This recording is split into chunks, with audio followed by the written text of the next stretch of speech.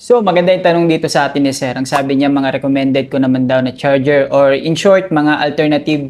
Sabi niya dito charger, so marami. Just in case na hindi na available or wala na yung original nating adapter. So, I suppose, ang tinutukoy ni Sir dito ay itong adapter na to. Yung original charging brick. Kasi alam naman natin, most of the time, pag babasahin natin yung manual ng ating mga cellphone, pag bago pa yan, nakalagay dyan na do not use unauthorized accessories. Mga brands guys, kahit anong brand pa yan, hindi nila ine-encourage na gumamit tayo ng mga ibang brand ng charger para sa mga device nila.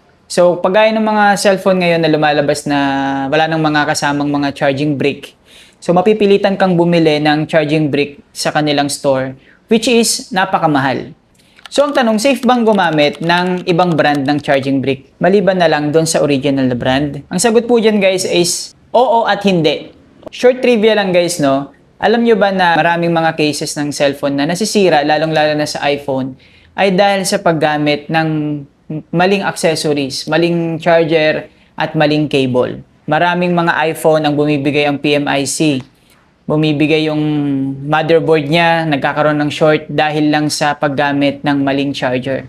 Kaya importante talaga na kung bibili ka ng pamalit na charger ay alam mo kung ano yung bibilin mo. Number 1, dapat nyong iwasan, huwag kayong bibili ng sobrang cheap na mga charger. Ibig sabihin yung too good to be true, na halatang peke at walang brand.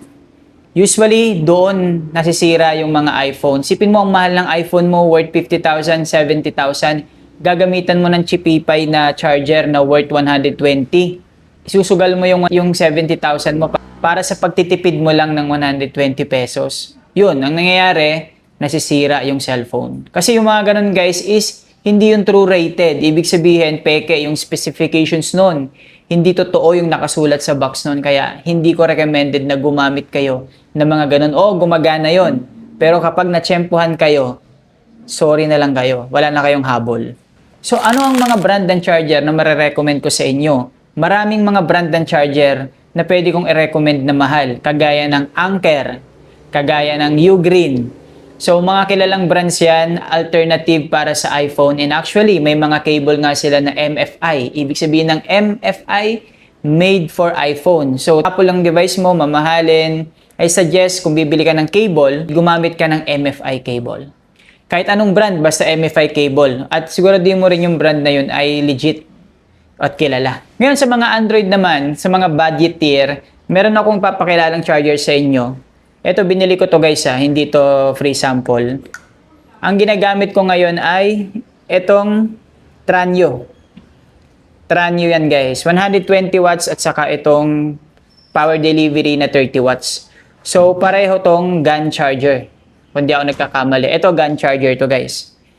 GAN charger. Ito bilang alternative dito sa aking 120 watts charger. At kung papansinin nyo naman, malaki yung pagkakaiba nito. Naiirita kasi ako dito kasi nakaganto siya, naka-EU. Yung kanyang saksakan, European.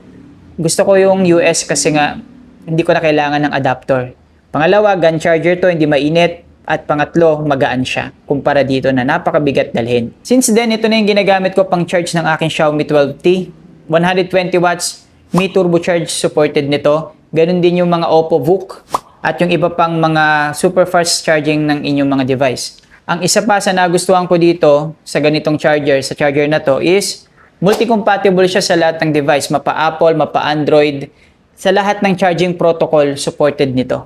Tandaan niyo guys, yung mga device natin, iba-iba po yung charging protocol niyan. May DC, may normal DC, may PPS, merong PD. Yan, ang tawag dyan mga katek is mga charging protocol. Isa pa sa brand na gamit ko, wala pang TikTok noon. 2018 pa yata nung nabili ko to guys. Ito yung Beishus. Nilagyan ko lang siya ng sticker kasi, ayan pagas-gas-gas-gas na siya. Pero ito yung unang labas kasi sikat pa lang ng GAN charger nang binili ko to. At hanggang ngayon buhay na buhay pa rin to. Tingnan nyo, natutupi yung ano niya. 65 watts, kayang mag-power ng laptop. Pwede ko gamitin sa iPhone, pwede kong gamitin sa Android. Tatlo yung slot niya. Sulit na sulit. Nung binili ko to noon, nasa 1,400 pesos. Kalalabas lang ng GAN chip. First generation to ng GAN chip. Ngayon, may mga version na rin yung GAN chip na mas maganda. Pero hanggang ngayon, buhay na buhay pa rin to. Sulit. Beishus to guys, Beishus. So in conclusion guys, kahit anong charger naman pwede. As long na mapagkakatiwalaan yung brand. As long na moderno na yung charger na to. Supported niya na yung multiple charging protocol. So make sure kung bibili kayo ng charger, siguraduhin nyo lang na nasa specs niya na supported niya lahat ng charging protocol. Quick Charge 3.0, Quick Charge 2.0, PPD, PPS, at kung ano-ano pa. Isang charger para sa lahat ng charging protocol dapat. Hindi ka na mag-iisip kung compatible o hindi dahil lahat ng protocol ay kaya niya nang ibigay sa inyong device. So yun guys, kung nakatulong sa inyo yung video na to, huwag niyo kalimutan na mag-follow dito sa ating TikTok account. Well, you know it, this is Simply Techie. God bless and peace out. Bye-bye!